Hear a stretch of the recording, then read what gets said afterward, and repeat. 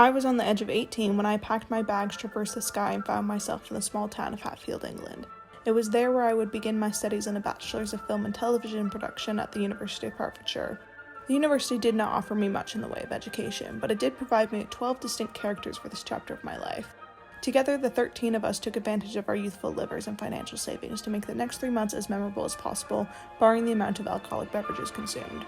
I found myself going out drinking with them 1, 2, 3, 4 times in a week. I was staying up all night, dancing my heart out, screaming at the top of my lungs, laughing till I cried, kissing people I hardly knew, forgetting half the night, feeling free, feeling invincible, living life so spontaneously and drunken that I had an arsenal of stories in my back pocket within the short 3-month period I was there for.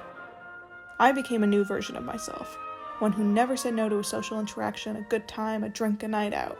I knew the type of life I wanted to live from that moment on. One where I never settle in one place for too long, I'm always making new friends and going on a myriad of spontaneous, reckless adventures. A life where I end up with stories to tell, even if I forget half of them by morning.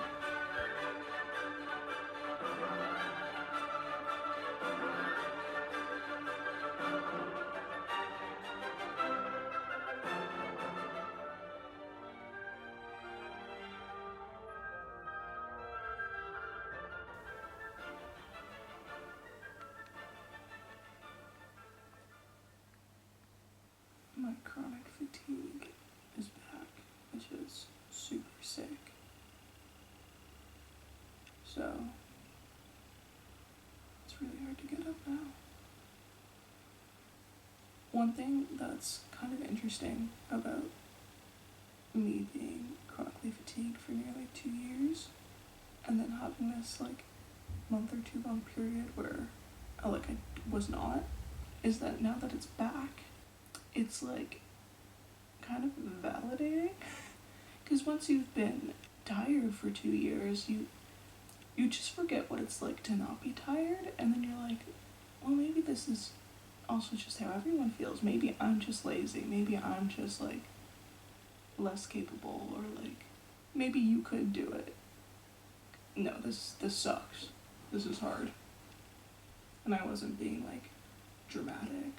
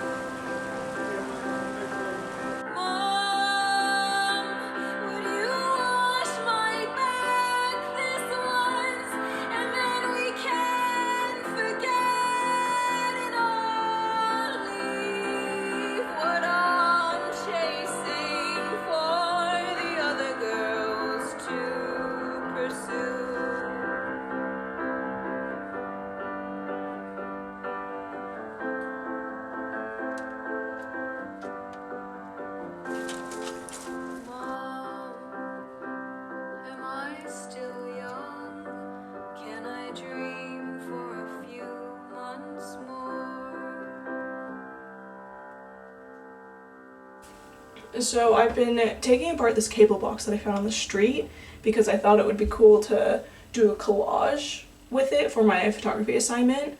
However, the tech electrical components of it are not exactly what I was expecting. I thought this would be less heavy duty, so I could, break it, cut it, work with it a little more. And though this could be cut with something, I do not own that something, so maybe it'll just be wall art or something. What do we think? Last week, I had the great pleasure of going camping with a couple other exchange students. First, there was Agnes, who is from Sweden, and I've hung out with multiple times since being in Melbourne, and then there was Andrew. Literally all I knew about Andrew before this trip was that his name was Andrew. That's it.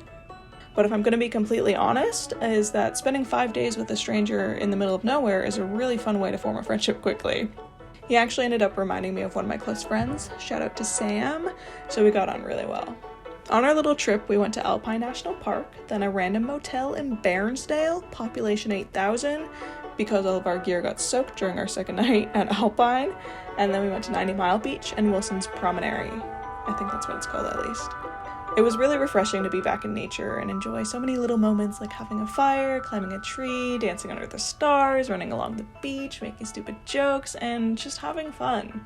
And these playful, genuine moments are something that I really want more of in my life. For the past year or so, I've noticed a change in my personality and values.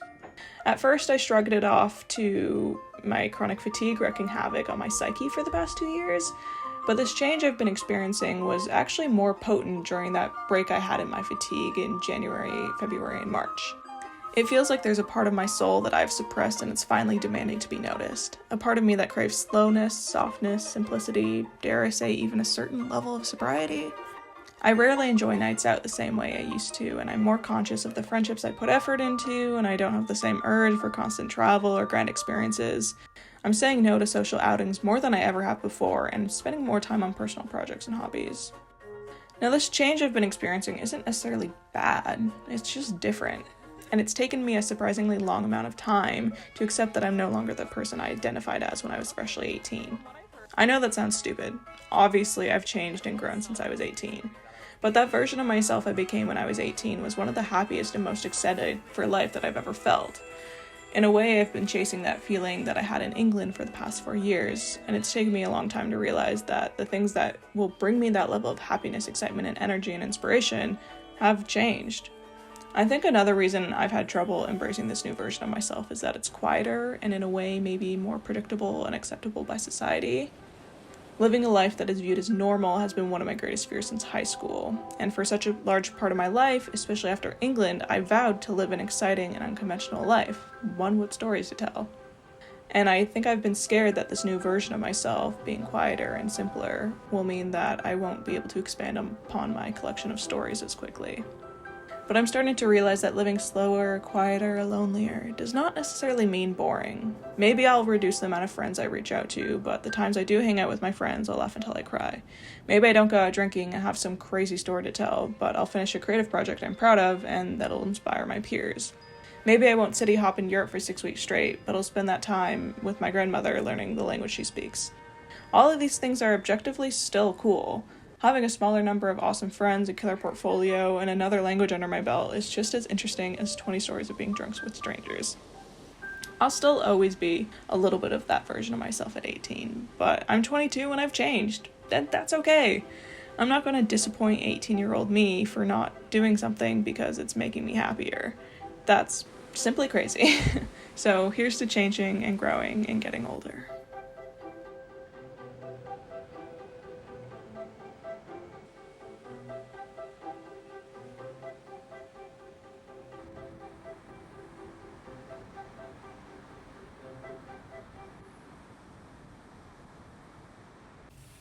Hi, I've recorded this so many times, which is ironic because I was gonna talk about how right now I need to work on a school project, but I'm tired.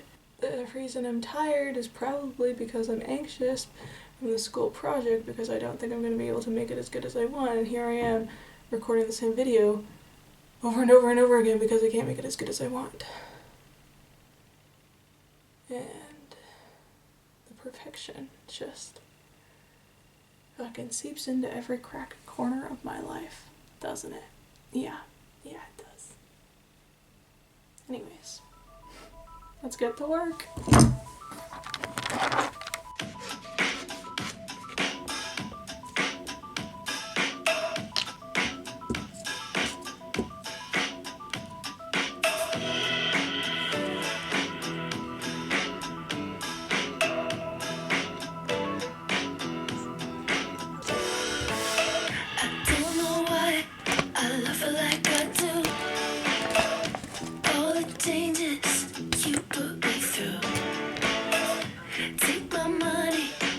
Cigarettes, I haven't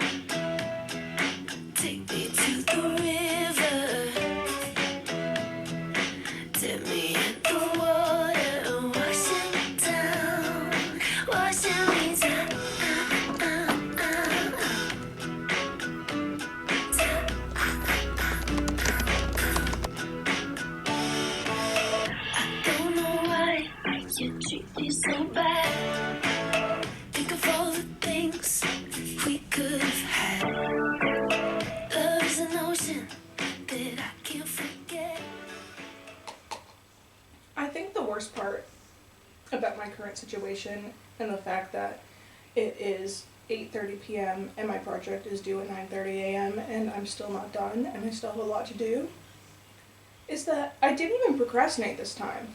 I've been busting my ass off. This project has been consuming my every waking thought for like 2 weeks straight. I've probably worked on it for like at least 50 hours. How am I not done? Where's the reward for my hard work?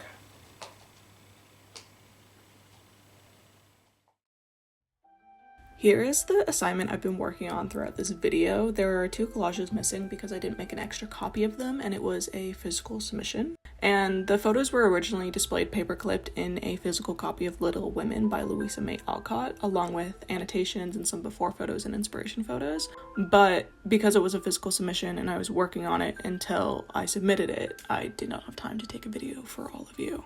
Basically, the brief for this assignment was to create 12 to 15 images that challenged the typical fashion image through the use of collage, recreation, and intentionally making bad images. This series was loosely inspired by the 2019 film Little Women, hence presenting them in a copy of the book, and the main inspiration was derived from the color grading in the film and how the warmer tones were used to connote childhood and the cooler tones to connote adulthood. One of the main themes I explored in the first shoot was our tendency to view the past through this distorted lens and how we cloak our memories with the golden veil, like how you look back on the past with nostalgia and long for that feeling to return, but in reality it's not necessarily an enjoyable period of your life. And the main theme I explored in the second shoot was just kind of like the stark disconnection between the freedom and carelessness of adulthood to existing in a technological capitalist dystopian nightmare where you always need to be really productive and hustle culture rules all.